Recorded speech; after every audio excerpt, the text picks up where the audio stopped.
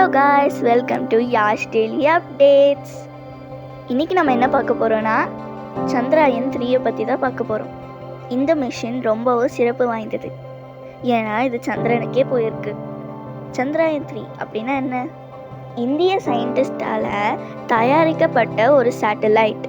இது சந்திராயன் 1 மற்றும் சந்திராயன் 2 முந்தைய மிஷின்களுக்கு பின் தொடர்ச்சியாக உள்ளது.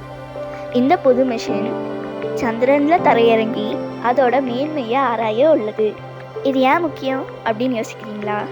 சந்திராயன் 3 சந்திரனை பற்றி மேலும் பல தகவல்களை அறிய உதவும். இந்த மாதிரி ஒரு சேட்டலைட்டை உருவாக்கி மற்றும் அதோட பறக்கும் திறமையால் இந்தியாவோட மேன்மையை காட்டுகிறது. இது உங்களை மாதிரி குழந்தைங்களுக்கு விண்வெளியை பற்றி அதிகமாக தெரிஞ்சுக்க என்கரேஜ் பண்ணுது.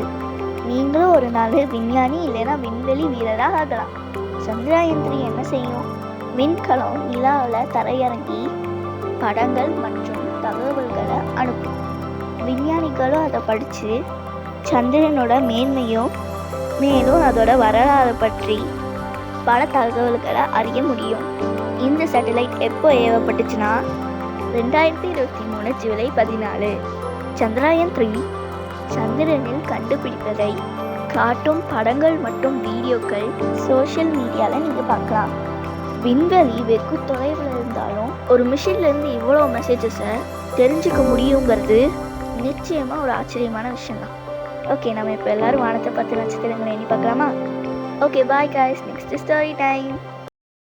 ஒரு அழகான சின்ன பொண்ணு அவளோட சின்ன வயதிலேயே, அதாவது 18 மாதம் குழந்தையாக இருக்கும்போது உடம்பு சரியில்லாமல் ஆனனால காது கேட்குற திறனும் பார்வை திறனும் போயிடுச்சு. சின்ன வயசுலேருந்தே இருட்டிலேயே வாழ்ந்ததுனால அவனால் எதையுமே புரிஞ்சுக்க முடியல. இதை பார்த்து அவங்க பேரண்ட்ஸ் ரொம்ப வருத்தப்பட்டாங்க. அந்த குழந்தைய பார்த்துக்க ஒரு டீச்சரை அப்பாயிண்ட் பண்ணாங்க. முதல்ல அந்த குழந்தை எதையுமே புரிஞ்சுக்காம மன அழுத்தமும் கோபமும் கொண்டாள். ஆனால் டீச்சர் விலகவே இல்லை. ஒரு நாள் அந்த டீச்சர் அந்த குழந்தை கையில் தண்ணீர் ஊற்றி கொண்டே அந்த வார்த்தையை கையில் எழுதுனாங்க. அப்போ தான் அந்த சிறுமிக்கு அது என்ன பொருள்னு புரிஞ்சுது. இந்த நிகழ்வு அவ வாழ்க்கையில் ஒரு முக்கியமான தருணம். அந்த நாளில் இருந்து அந்த சிறுமி எல்லா தடைகளையும் உடைக்க ரெடி ஆயிட்டாங்க. அந்த சிறுமி வேறு யாரும் இல்லை, ஹெலன் கில்லர். அவங்க டீச்சர் பேர் ஆனி. ஹெலன் கற்றுக்கொள்ள ஃபிங்கர் ஸ்பெல்லிங், அதாவது விரல் எழுத்து மூலமாக கற்றுக்கொள்ள தொடங்கினாங்க. மேலும் பிரெய்லி லெட்டர்ஸ் மூலியமாக படிக்கவும் கற்றுக்கொண்டாங்க. பார்வை மற்றும் கேட்கும் திறன் இல்லாத ஒருவர் டிகிரி முடிப்பது அதுதான் முதல் தடவை.